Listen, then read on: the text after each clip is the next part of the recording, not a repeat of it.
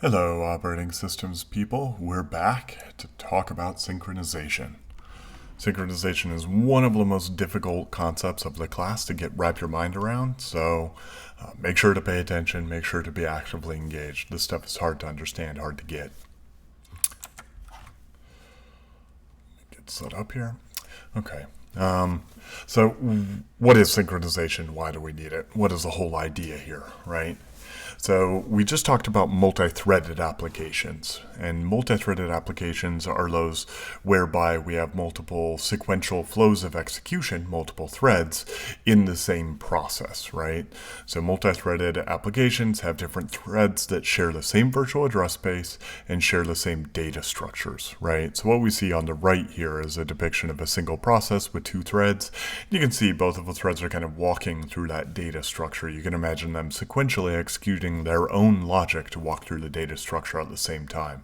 Now, the problem with this is that they are concurrently executing the threads, right? The threads are being concurrently executed or even in parallel executed, which means that we don't actually know the ordering of instructions for each of them, right? There's an unknown execution order for each of them. So they can access the data structure in an unpredictable order.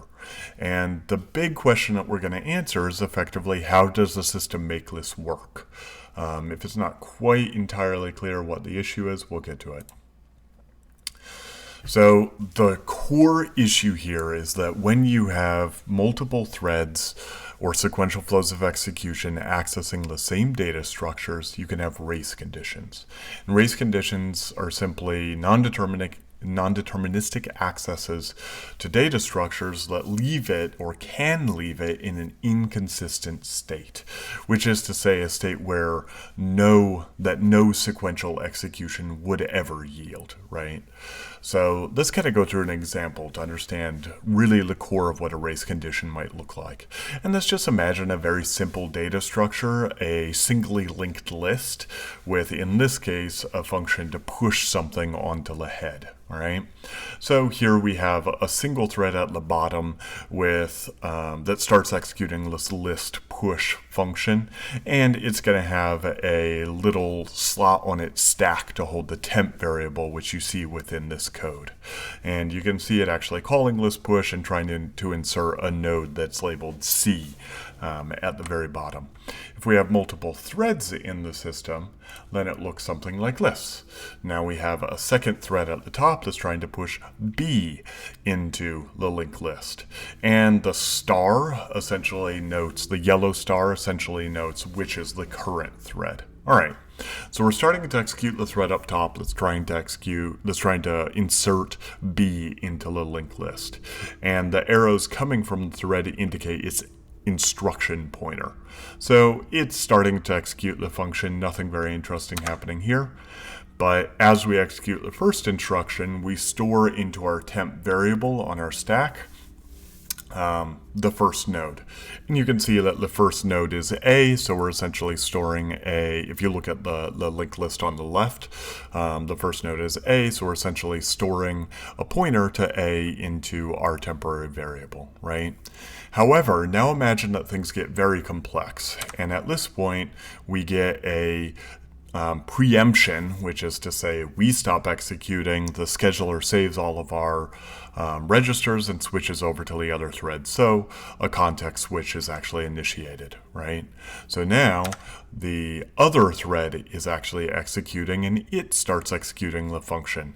Comparably, it starts executing in push and reads out temp, which is the first node in the list. So now it also sees that A is the first node in the list. No problem, A is actually the first node in the list so far, right?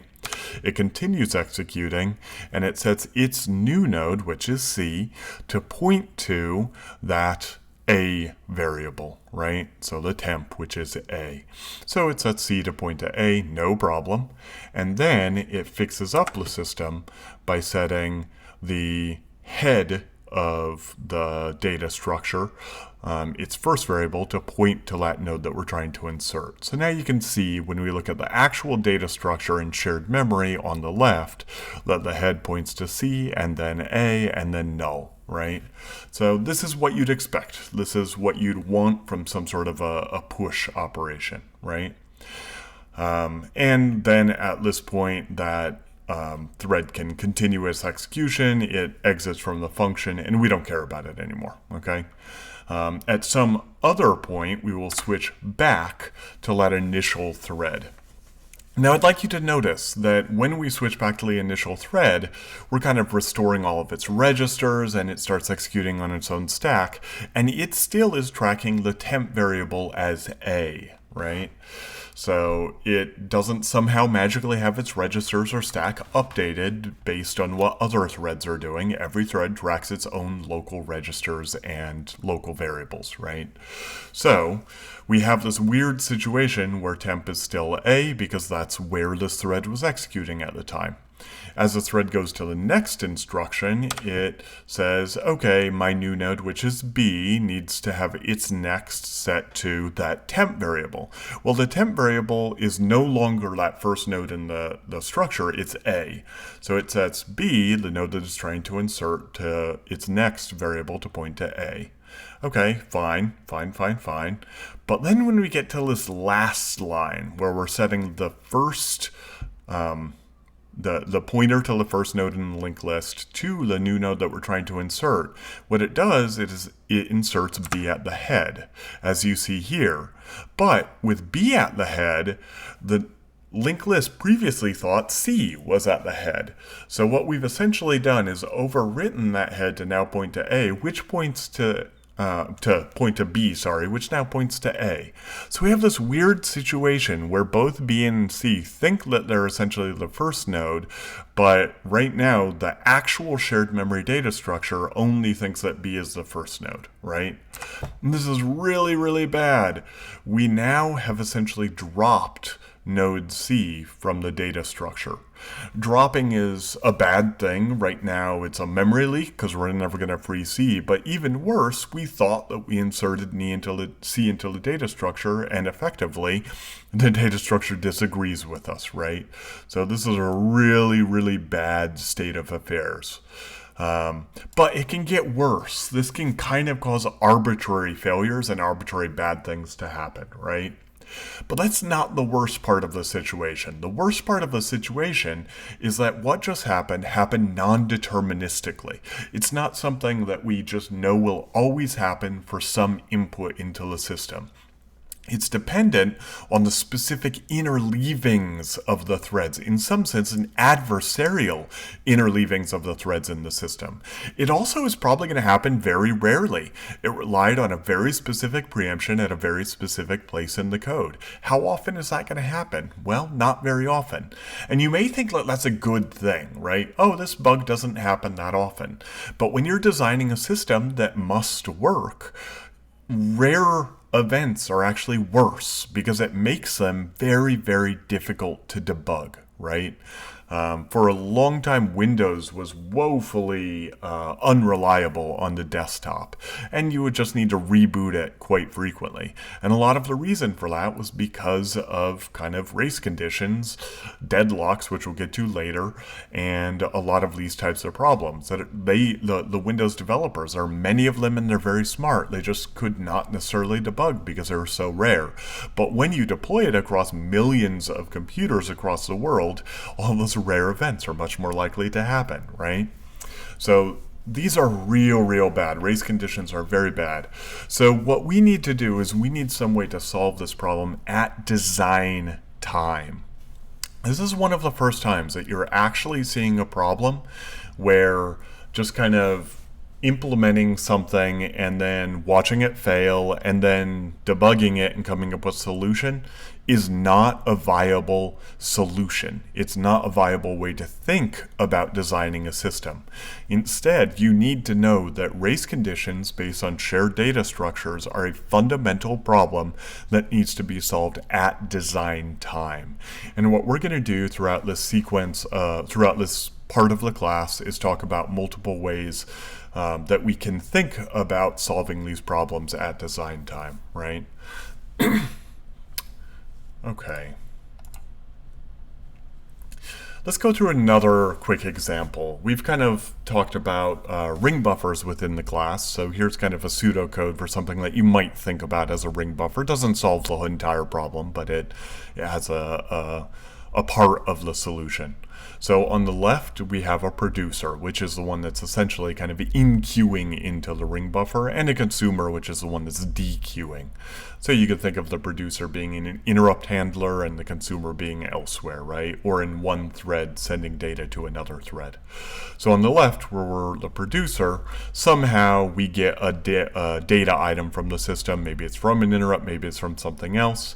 And while the ring buffer is full, we just kind of loop. Of course, in the ring buffer that you implemented, this would return some sort of an error, but just imagine that the client who used your API would just kind of say, well, I can't put something in the ring buffer yet, so I'm just going to wait until there's room, and in this case, just kind of spin. We will talk in a couple of lectures about better ways to do this than spinning, but you will see this pattern quite a bit about kind of an infinite while loop while some condition is true, right? In this case, while the count is the buffer size. So this implementation essentially relies on some sort of a count variable maintaining how many items are in the ring buffer, right? And then an in and out variable associated with the ring buffer to specify where to put data into it and where to take data out of it. So when count is not equal to the buffer size, that means it should be less than the buffer size. So we exit out of the while loop and we can find where to insert a data item into the ring buffer, which you see we're doing by saying buffer in equals I. And then of course we want to change in to be its value plus 1 modulo the buffer size, since we're doing wraparound logic.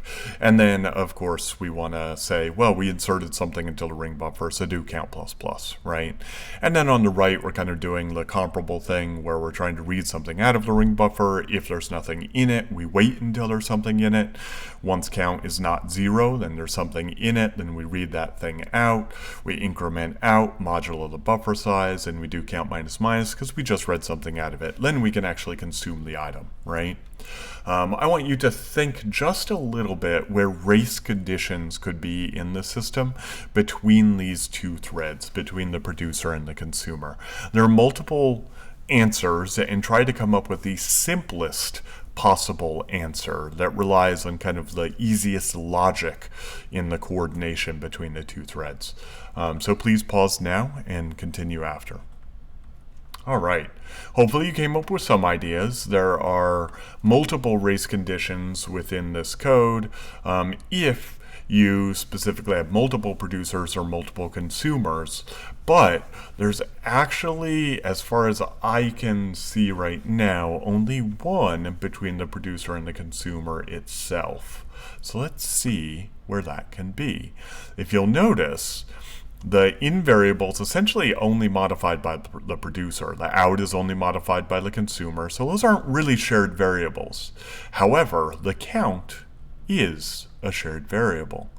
A count is a single word that is simply counting the number of items within the data structure. So like, you know, how could we have a race condition on a single count variable?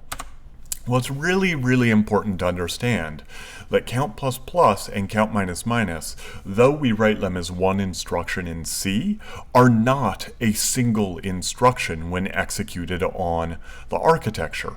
At the ISA level, they look much more like lists, where we read into some sort of a temp variable, hint, it's a register, the count variable in memory, we increment that temp variable, and then we write it out to the region in memory, right? And count minus minus, kind of the same thing. Read into a register from count, subtract it, and then write that register back out to memory, right? And if we look at the actual kind of, you know, in a assembly style instructions in the ISA, a count plus plus and a minus minus looks like lists. So we simply move the count variable's contents in global memory into a register, add 1 to that register, write the register out when we're doing plus plus, and subtraction is the opposite, right? Note visually the red and blue are very important here. I'm going to use that as a visual syntax throughout these slides to say that this is effectively different threads. Each of the threads is annotated by a different color. So in this case, producer is blue and consumer is red, right? Okay, so let's set up the situation here. Initially, a count equals 1, and 2 threads, the producer and consumer, are doing count plus plus and count minus minus. What is count, right? So go ahead and think about that a little bit. Pause, think about it, write it down, come back. Okay, so what is count? Let's look at 3 different cases. So again, the blue is one of the threads, the red is the other. Initially, count is set to 1. So in the case on the left, what does count end up as? In the case in the center, what does it end up as? In the case on the right, what does it end up as? Okay, please, please, please think these 3 through. Come up with answers on your own. Pause, come back. So on the left, we kind of have sequential execution of the producer, then sequential execution of the consumer, right? So the producer, all of the blue code, essentially adds 1 to count and commits it to memory, and then we switch over to the consumer, the red thread, which reads the count from memory, subtracts from it, and writes it out. So essentially, we're adding to count, making it 2, then we're subtracting to it, making it 1 again, right? Which is what you'd expect. If you add to the variable and then subtract it, you'd expect it to be the same that it originally was, right? Okay, so this is the probably common case, right? We don't have any adversarial interleavings between these 2 threads that would make the code look like it's doing anything other than what our sequential execution gets, right? But this is a race condition, the plus plus and minus minus, and you see a couple of the interleavings that emphasize this fact in the middle and right instances. So in the middle, we have a blue thread that takes the count global variable and reads it into reg 0. So it basically reads count equals 1. So it reads 1 into the blue register 0. Remember, each thread has their own registers, so it's really accurate to think of the blue register 0, the blue threads register 0, right? Then we switch away from the thread and switch into the red thread. The red thread reads the same value 1 into register 0. So they both believe that the count is 1, right?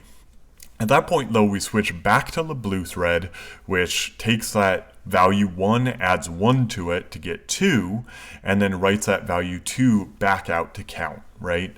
So now the global variable count equals 2. But at this point, we switch back to the red thread, which takes its register 0 value, which it read in before the count was modified. So that is still 1, right? Remember, each thread has their own register state. And in this case, they both read 1. So here we subtract 1 from 1, which equals 0, and write 0 back out to count. So in this case, count, the global variable, ends up equaling 0. Which is not what we'd expect. You've done 1 plus plus and 1 minus minus, yet the output variable in global memory is 0. And on the right, if you kind of walk through this example, you get the opposite, where the count ends up being 2, right?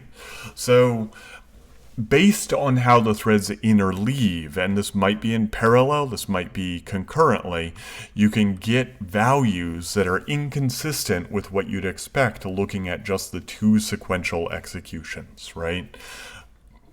As you can see in the bottom right, Penny is very sad by this fact. Race conditions just pervasively make her depressed and sad.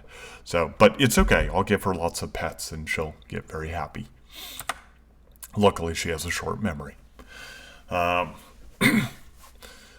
Okay, So how do we think about synchronization? So we really think that the ring buffer that we talked about, it really kind of can end up in inconsistent states without an accurate value for count, right? And what led to this inaccurate value for count was arbitrary interleavings of the two threads accessing it, right? So whenever you have multiple threads accessing some shared data with arbitrary interleavings, which is to say they might switch back and forth arbitrarily, it's easier to think about that for concurrency, literally switching between the threads, but the same could be true of parallel accesses as two cores access the same data. As I said before, this is effectively what we refer to as race conditions. And to make this terminology very clear, just as the linked list experienced race conditions because it was shared data, even a single word as simple as count can experience race conditions based on thread accesses. So, threads accessing the data must cooperate in some way to access the data one at a time. And the way that we think about doing this is using some sort of a mechanism that enforces synchronization between the thread or orders them with respect to each other. Now, I want to point out that the example I just chose was mainly making the argument about separate threads. So we have a couple of threads accessing some shared data structure. Initially, Unix didn't have multiple threads per process, but it still had to solve these problems. And XV6 is the same. Processes in XV6 are not multi-threaded, but it still needs to solve the problem of synchronization. That's simply because the kernel requires synchronization. Interrupts introduce concurrency into the system, right? Interrupts are an atom within the system provided by the hardware that simply can cause non-deterministic ordering of multiple sequential flows of execution. And to make that very clear, normal code could be doing count plus plus, and an interrupt service routine could be doing minus minus, right? So we have the same problem there. So this essentially means that we have these thread-like problems due to concurrency pretty much everywhere within the kernel. So these are problems that absolutely have to be solved, even if you try to provide single flows of execution abstractions within processes for user level, as XV6 and the original Unix did. So one of the mechanisms, one of the abstractions that operating systems try to provide for user level and for their own execution is a notion of a critical section. Critical section is effectively a segment of code that accesses shared data where only one thread of control, only one flow of control at a time can execute in that critical section. The technical terminology that we use for this is that critical sections require mutually exclusive access. Only one of the threads can exclusively be in that critical section at any point in time. They are mutually exclusive of each other's execution, right? So the big question that we're going to be talking about for a while, for the lists class and some of the next, is effectively how can a system provide mutually exclusive access to shared data? That's it. Just simply, how can we provide this abstraction of a critical section so that writing code that can have these critical sections and can use them to organize shared data structure access? How can we do that, right? And we'd really like to do that in a manner that's relatively easy to program, but that's easier said than done. Okay, now let's first actually ask ourselves, what do we want critical sections to really do, right? This is a very informal definition of critical sections. So a more formal definition of critical sections is effectively that we want multiple conditions, and I'm going to focus on 3 conditions. So 1, mutual exclusion. As we talked about, no two threads can concurrently access the code and data within that critical section at any point in time. And we usually think about designing our systems such that shared data structures are accessed within critical sections. So our linked list is push head or push list is all a critical section. So only one of the threads would be able to execute within that function at the same time. So this is how we think about mutual exclusion. However, it's not actually sufficient for a good solution for critical sections. So additional characteristics that we want are progress. And this is a little hard to understand at first, so I'll give an analogy later. So threads wishing to enter into an unoccupied critical section cannot indefinitely be prevented from doing so, right? So this essentially says if no thread is accessing the linked list, then a thread that wants to access the linked list should be able to, right? I think relatively intuitive. Now, bounded awaiting fairness is easy to confuse with that, and that's saying that when multiple threads want to access the same critical section, the number of times that other threads enter into the critical section before a specific thread gets access must be bounded. So that's basically to just say one thread wants to access the critical section. It wants to add a node onto the linked list. You want to prevent the case where other threads can basically infinitely be adding into the linked list before we're able to, right? So we just want to make sure that every thread that wants to access a critical section gets to, is another way to put that. This is different than progress, because progress is a statement about when no one is accessing the critical section, who should be able to. Bounded waiting is saying that many threads want to access the critical section, and you shouldn't prevent one of them from being able to, right?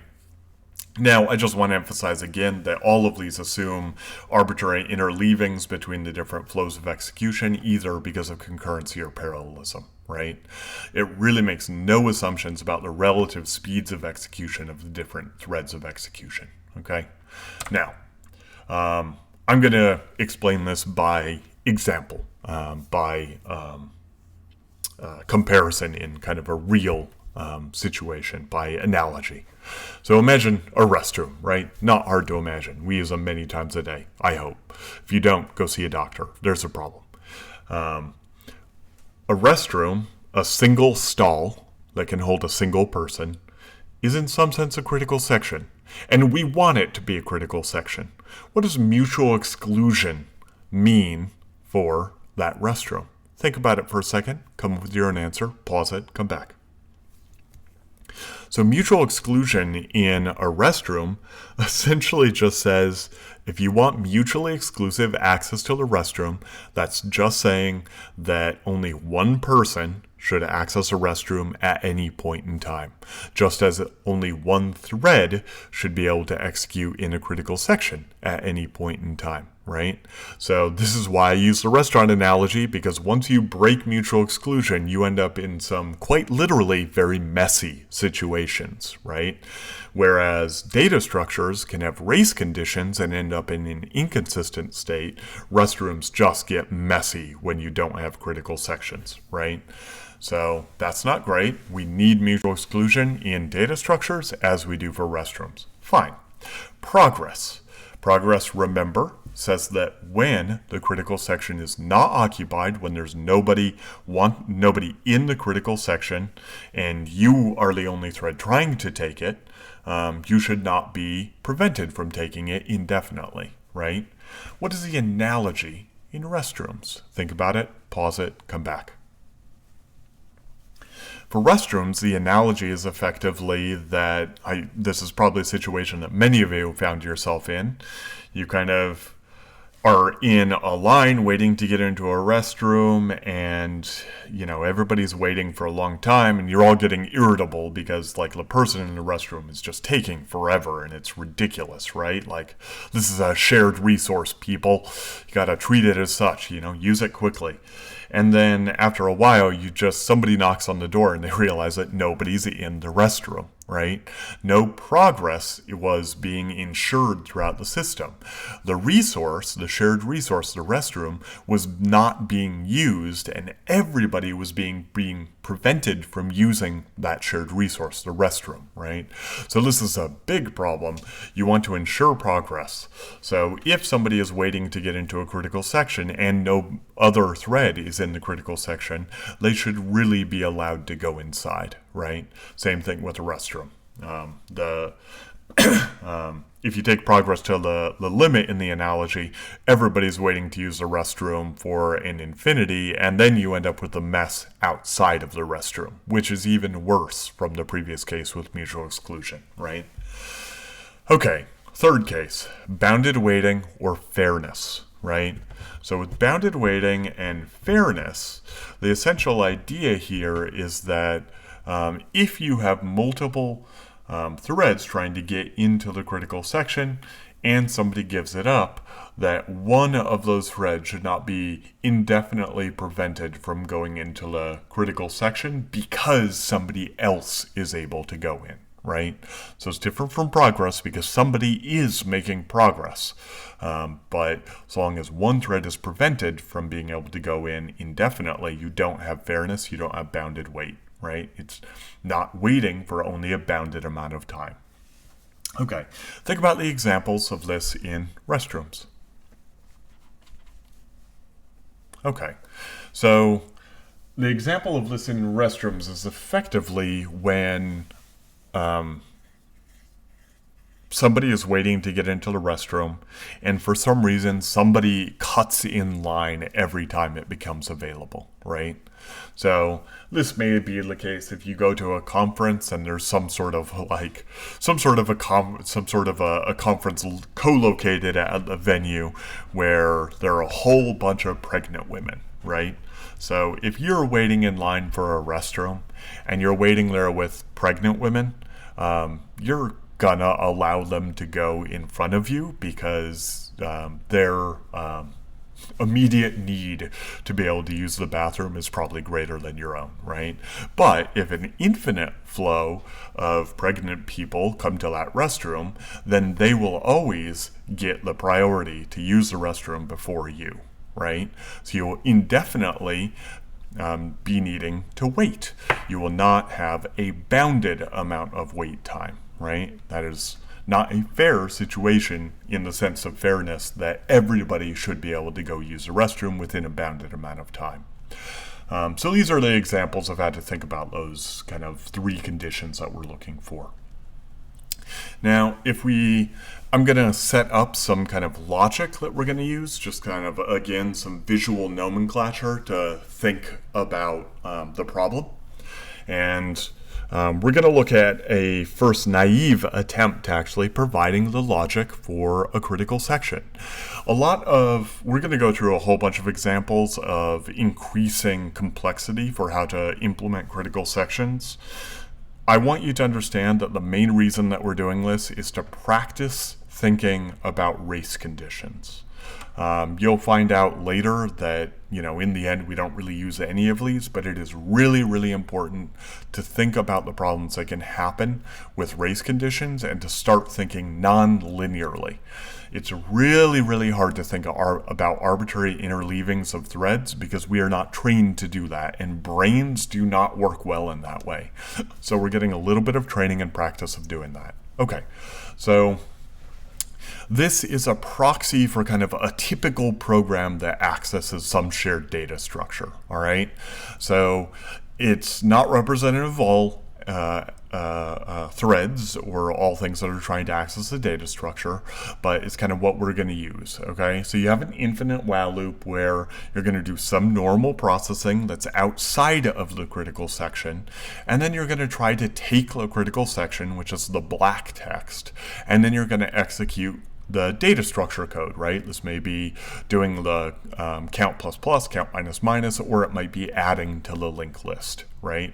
But whatever it is, that's kind of the code within the critical section. And then after you do the code within the critical section, you're going to go back, do some normal processing, try to take the critical section again, etc., right? So that this is an infinite while loop isn't really important. This is just a proxy for kind of doing some normal processing, then some critical section code, etc., right? And the black code is what we're going to be iterating on. The black code is effectively our solution for providing critical sections, right? And you see that here. Now the red code is our implementation of the critical section, okay?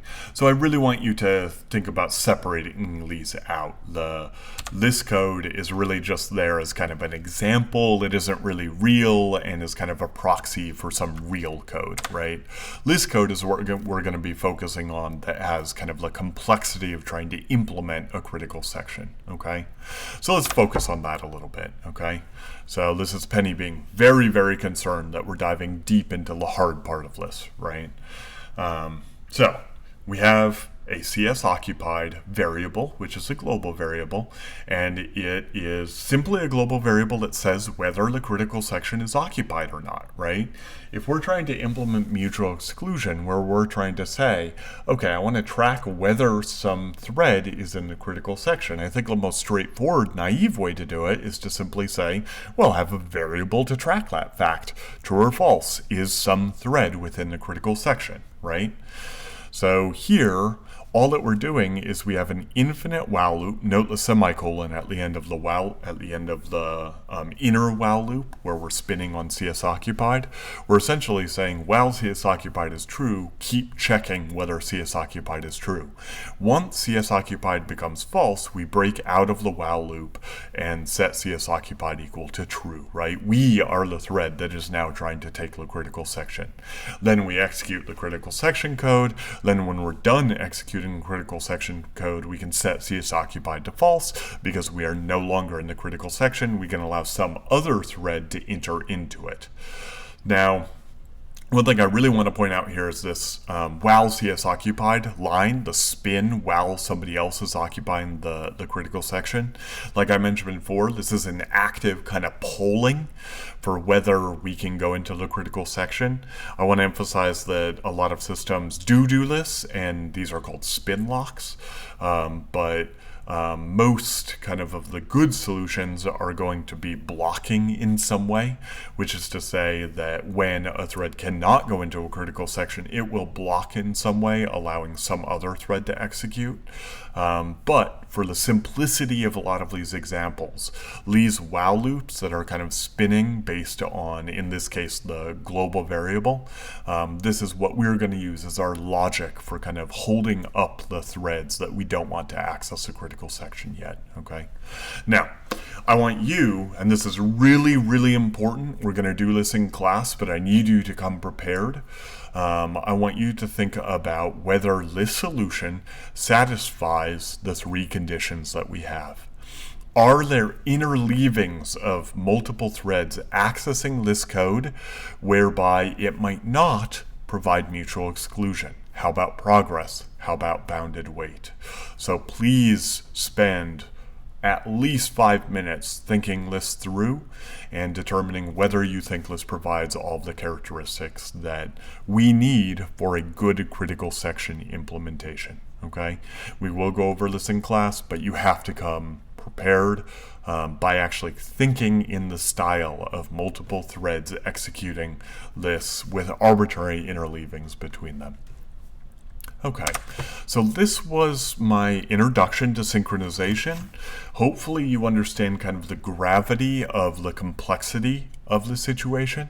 The kernel itself is concurrent. There's no way to get away from the fact that the kernel needs to solve this problem, needs to provide critical sections in some way to protect its shared data structures. Processes are similar if we have them be multi-threaded. So user level code that is multi-threaded has to solve this exact same problem. By the end of talking about synchronization, you will probably think, wow, this is not worth it. Why do we need multi-threaded processes. Just a reminder, this is pretty much only for performance. Okay, so to solve these problems, race conditions effectively, we need to synchronize between flows of execution, and we are going to be looking at critical sections as the main technique for doing that. Hopefully you understand the gravity and the difficulty of the situation. The difficulty is mainly derived from the fact that our brains don't think about arbitrary interleavings of threads very well. So hopefully you got a sense of that as you thought through the first naive solution. We'll spend the entire class talking about multiple solutions and kind of going through the exercise of thinking through the interleavings ourselves. Please come prepared to think very hard in class. This is immensely challenging to think about, and all that we're going to be focusing on initially is practicing doing exactly that. So thank you very much. Come prepared to think hard. I look forward to going to this phase of class with you all. See you soon. Bye.